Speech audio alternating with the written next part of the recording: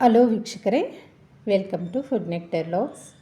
ಸುಮಾರು ದಿನದಿಂದ ಲಿಖಿತ ಹೇಳ್ತಾ ಇದ್ಲು, ಅಮ್ಮ MG ರೋಡಲ್ಲಿ ಒಂದು ಪ್ಲೇಸ್ ಇದೆ, ಅಲ್ಲಿಗೆ ನಮ್ಮನ್ನು ಕರ್ಕೊಂಡೋಗಿ, ನಮ್ಮ ಫ್ರೆಂಡೆಲ್ಲ ಹೋಗಿ ಬಂದಿದ್ರಂತೆ, ತುಂಬ ಚೆನ್ನಾಗಿದೆ, ಕರ್ಕೊಂಡು ಹೋಗ್ತೀರಾ ಅಂತ ಕೇಳ್ತಾ ಇದ್ಲು. ಅದಕ್ಕೋಸ್ಕರ ಇವತ್ತು ಸಂಡೇ ಆಗಿರೋದ್ರಿಂದ ನಮ್ಮ ಮನೆಯವರು ಮನೆಯಲ್ಲೇ ಇರ್ತಾರೆ, ಆರಾಮಾಗಿ ಕರ್ಕೊಂಡು ಹೋಗಬಹುದು ಅಂತ ಹೋಗ್ತಾಯಿದ್ವಿ. ಮೊದಲು ಬೈಕಲ್ಲಿ ಹೋಗೋಣ ಅಂದ್ಕೊಂಡ್ವಿ, ತುಂಬ ಬಿಸಿಲಿದ್ರಿಂದ ಬಸ್ಸಲ್ಲೇ ಹೋಗೋಣ ಅಂತ ಹೋಗ್ತಾಯಿದ್ವಿ. ಲಿಖಿತ ಬಸ್ಸಲ್ಲಿ ಸ್ವಲ್ಪ ಹೊತ್ತು 5 ನಿಮಿಷನೇ ಇರೋದು, ನಿದ್ದೆ ಮಾಡಿಬಿಡ್ತಾಳೆ ಅವಳು. ಬಸ್ ಹತ್ತಿದ್ರೆ ಸಾಕು ಅವಳಿಗೆ ನಿದ್ದೆ ಬಂದುಬಿಡತ್ತೆ. ಆರಾಮಾಗಿ ಸ್ವಲ್ಪ ಗಾಳಿ ಬೀಸ್ತಾಯಿತ್ತು, ಹಾಗೆ ಸ್ವಲ್ಪ ಹೊತ್ತು ನಿದ್ದೆ ಮಾಡಿದ್ಲು. MG ರೋಡು ಬಂದೇ ಬಿಡ್ತು.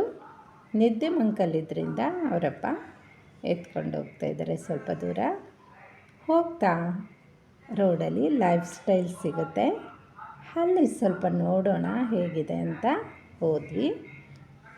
ಮೊದಲಿಗೆ ಸ್ವಲ್ಪ ಬಟ್ಟೆ, ಸ್ಲಿಪ್ಪರ್ಸು ಎಲ್ಲ ನೋಡ್ತಾಯಿದ್ದಾರೆ.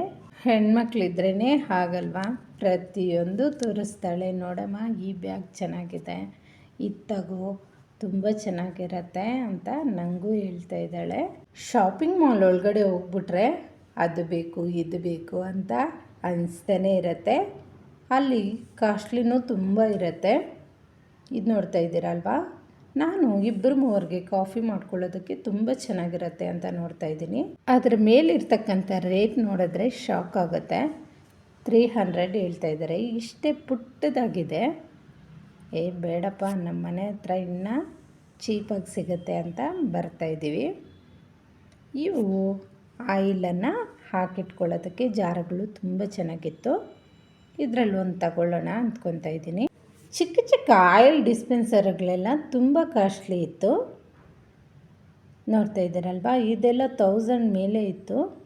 ನಮ್ಮ ಮನೆಯವರು ಇಲ್ಲಿ ತುಂಬ ಕಾಸ್ಟ್ಲಿ ಇದೆ, ಬೇಡ ಅಂತ ಹೇಳ್ತಾ ಇದ್ದಾರೆ.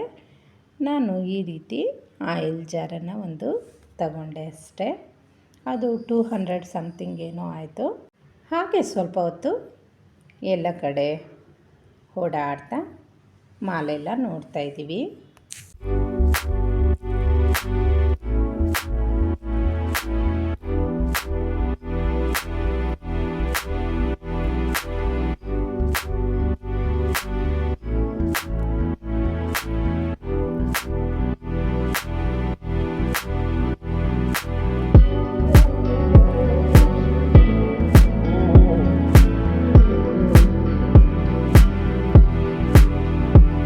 ಡೈನಿಂಗ್ ಟೇಬಲ್ ಸೆಟ್ಸು ಹಾಗೆ ಪಿಲ್ಲೋಗಳು ಎಲ್ಲ ಡಿಫ್ರೆಂಟಾಗಿದೆ. ಇಲ್ಲಿ ತುಂಬ ಚೆನ್ನಾಗಿದೆ.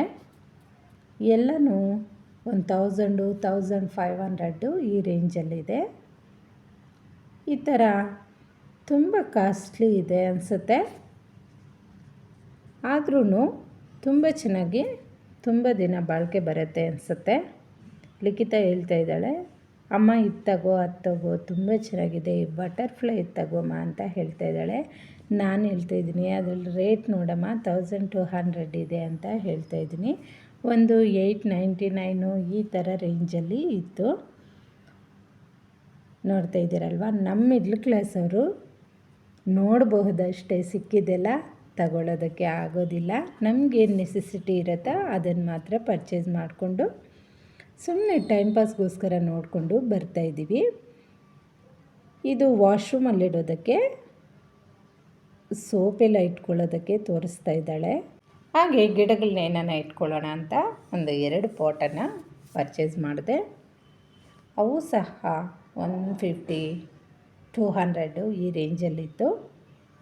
ಇದು ಸಿಸ್ಟಮ್ ಹತ್ರ ಡಸ್ಟೆಲ್ಲ ಕ್ಲೀನ್ ಮಾಡ್ಕೋಬಹುದು ಅಂತ ಇದನ್ನು ಪರ್ಚೇಸ್ ಮಾಡಿಕೊಂಡ್ರಿ.